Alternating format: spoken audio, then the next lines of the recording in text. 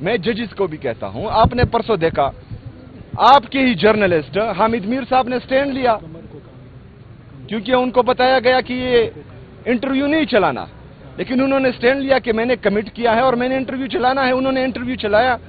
جب ایک نے سٹینڈ لیا، دو اور انٹرویوز چلے ٹی وی پر۔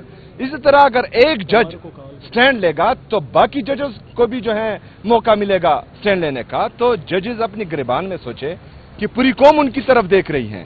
اگر آپ بھی انصاف نہیں کریں گے، آپ ہی ہمارا مقدمہ نہیں سنیں گے، آپ ہی جس کام کی تنخواہ لیتے ہیں عوام کے ٹیکس کے پیسوں سے، آپ وہ کام نہیں کریں گے تو قوم کس طرف جائے گی؟ سلمان اکرم راجہ صاحب نے آپ کو تمام صورتحال بتا دی، جیسا کہ ہم نے کل بھی واضح کیا تھا کہ عمران خان صاحب کی صحت کی تشویشناک خبریں باہر آ رہی ہیں اور ہم صحت پر سیاست نہیں کرتے، اور عمران خان صاحب نے کبھی بھی اپنے صحت کے حوالے سے کوئی ایسی بات نہیں کی کہ ان کو ریلیف ملے۔ اس سے پہلے بھی ہم نے لیڈران کو دیکھا ہے کہ جن کے جعلی پلیٹلیٹس گرے ہیں، اور عمران خان صاحب وزیر اعظم تھے اس وقت، ان کو پتا تھا کہ پلیٹلیٹس جعلی گرے ہیں، ان کو پتا تھا کہ رپورٹس جعلی ہیں، اس کے باوجود بھی انسانی ہمدردی کرتے ہوئے ان کو علاج کے لیے جانے دیا گیا۔ ابھی عمران خان صاحب کی صحت کی حالت سیریسلی تشویشناک ہے، کیونکہ یہ ہم پاکستان تحریک انصاف کی لیڈرشپ صرف نہیں کہہ رہی، صحافی برادری کہہ رہی ہے، باقی لوگ عام عوام کہہ رہے ہیں کہ عمران خان صاحب کی صحت کا ایشو ہے۔ تو اگر فرض کریں یہ جینون ہے تو ان کو انسانیت کا مظاہرہ کرنا چاہیے، ذہنی اور اخلاقی پستی اس حد تک نہیں گرنی چاہیے کہ کل کو جب ان پر آئے تو کوئی ان کے لیے نہ آواز اٹھانے والا ہو، نہ ان سے ہمدردی کرنے والا ہو، کیونکہ آج ہماری باری ہے، کل کو پھر ان کی باری آنی ہے۔ عمران خان صاحب کو تو جعلی کیسز میں اندر کیا ہوا ہے، انہوں نے تو کرپشن کی ہے، باہر فلیٹس خریدے ہیں، جزیرے خریدے ہیں، قوم اور ملک کا پیسہ لٹا ہے۔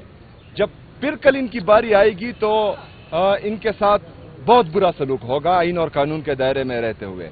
میں ججز کو بھی کہتا ہوں، آپ نے پرسوں دیکھا آپ کے ہی جرنلسٹ حامد میر صاحب نے سٹینڈ لیا کیونکہ ان کو بتایا گیا کہ یہ انٹرویو نہیں چلانا، لیکن انہوں نے سٹینڈ لیا کہ میں نے کمٹ کیا ہے اور میں نے انٹرویو چلانا ہے۔ انہوں نے انٹرویو چلایا۔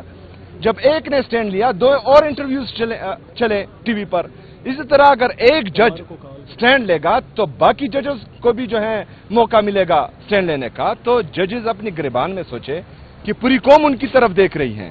اگر آپ بھی انصاف نہیں کریں گے، آپ ہی ہمارا مقدمہ نہیں سنیں گے، آپ ہی جس کام کی تنخواہ لیتے ہیں عوام کے ٹیکس کے پیسوں سے، آپ وہ کام نہیں کریں گے تو قوم کس طرف جائے گی؟ جس طرح میں نے کہا کہ 27 ستمبر کو ہم نکلیں گے، پوری پاکستانی قوم نکلے گی، اور اس دفعہ جو نوجوانوں کا جوش، جذبہ، جنون اور اس نظام کے لیے نفرت میں دیکھ رہا ہوں، یہ کوئی نہیں سنبھال پائے گا۔